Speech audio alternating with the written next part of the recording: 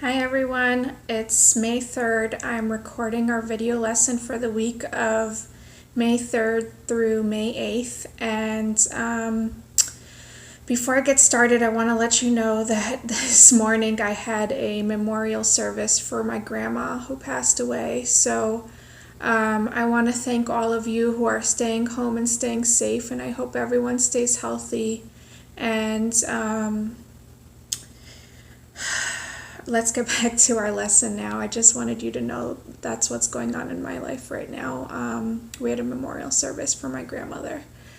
Okay, what we're going to do this week is read from the book together. And I want you to open up to page 96. This is in the end of chapter 6 of The Outsiders. I'm using openlibrary.org. And I'm on page 96. There's a break in the page. And I'm starting from the middle of the page where it says, I was sitting in the waiting room, waiting to hear how Dally and Johnny were. I had been checked over, and except for a few burns and a big bruise across my back, I was all right. I had watched them bring Dally and Johnny in on stretchers. Dally's eyes were closed, but when I spoke, he had to grin, and he had told me that if I ever did a stupid thing like that again, he'd beat the tar out of me. He was still swearing at me when they took him on in. Johnny was unconscious. I had been afraid to look at him, but I was relieved to see that his face wasn't burned. He just looked very pale and still and sort of sick. I would have cried at the sight of him so still, except I couldn't in front of people. Jerry Wood had stayed with me all the time. He kept thanking me for getting the kids out. He didn't seem to mind our being hoods. I told him the whole story, starting when Dallas and Johnny and I had met at the corner of Pickett and Sutton. I left out the part about the gun and our hitching a ride in the freight car. He was real nice about it, and said that being heroes would help get us out of trouble, especially since it was self-defense and all. We're on the top of page 97 now. I was sitting there, smoking a cigarette, when Jerry came back in from making a phone call. He stared at me for a second. You shouldn't be smoking. I was startled. How come? I looked at my cigarette. Looked okay to me. I looked around for a no smoking sign and couldn't find one. How come? Why, Jerry stammered, you're too young. I am? I had never thought about it. Everyone in our neighborhood, even the girls, smoked, except for Derry, who was too proud of his athletic health to risk a cigarette. We had all started smoking at an early age. Johnny had been smoking since he was 9. Steve started at 11, so no one thought it was unusual when I started. I was the weed fiend in my family. Remember, here, weed just means a cigarette in the 1960s. Doesn't mean what it means now. Soda smokes only to steady his nerves or when he wants to look tough. Jerry simply sighed, then grinned. There are some people here to see you. They claim to be your brothers or something. I leaped up and ran for the door, but it was already open, and Soda had me in a bear hug and was swinging me around. I was so glad to see him I could have bawled. Finally, he set me down and looked at me. He pushed my hair back. Oh, Pony Boy, your hair! Your tough, tough hair!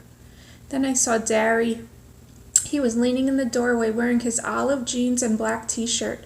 He was still tall, broad-shouldered Derry, but his fists were jammed in his pockets and his eyes were pleading. I simply looked at him. He swallowed and said in a husky voice, Pony Boy? Turning to the next page. Top of 98. I let go of Soda and stood there for a minute. Derry didn't like me. He had driven me away that night. He had hit me. Derry hollered at me all the time. He didn't give a hang about me. Suddenly I realized, horrified, that Derry was crying. He didn't make a sound, but tears were running down his cheeks. I hadn't seen him cry in years, not even when Mom and Dad had been killed. I remembered the funeral. I had sobbed in spite of myself. Soda had broken down and bawled like a baby. But Derry had only stood there, his fists in his pockets and that look on his face, the same helpless, pleading look that he was wearing now. In that second, what Soda and Dally and Two-Bit had been trying to tell me came through.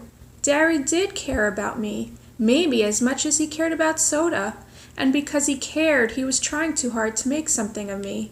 When he yelled, Pony, where have you been all this time? He meant, Pony, you've scared me to death. Please be careful because I couldn't stand it if anything happened to you. Derry looked down and turned away silently. Suddenly, I broke out of my daze. "Derry!" I screamed, and the next thing I knew, I had him around the waist and was squeezing the daylights out of him. "Derry," I said, "I'm sorry." He was stroking my hair, and I could hear the sobs racking him as he fought to keep back the tears. "Oh, Pony, I thought we'd lost you, like we did Mom and Dad." That was his silent fear, then, of losing another person he loved. I remembered how close he and Dad had been, and I wondered how I could ever have thought him hard and unfeeling. I listened to his heart pounding through his t-shirt and knew everything was gonna be okay now. I had taken the long way around, but I was finally home to stay. Home to stay. This is the main point that I wanted to share as we finish up chapter 6. Pony realizes home is where he belongs, and that's an important message for us in this time of trying to stay away from the COVID virus. And I hope everyone is trying to stay home as much as possible, and I know you're all doing your best, and I'm so proud of you. And I hope you all have a great week. Bye.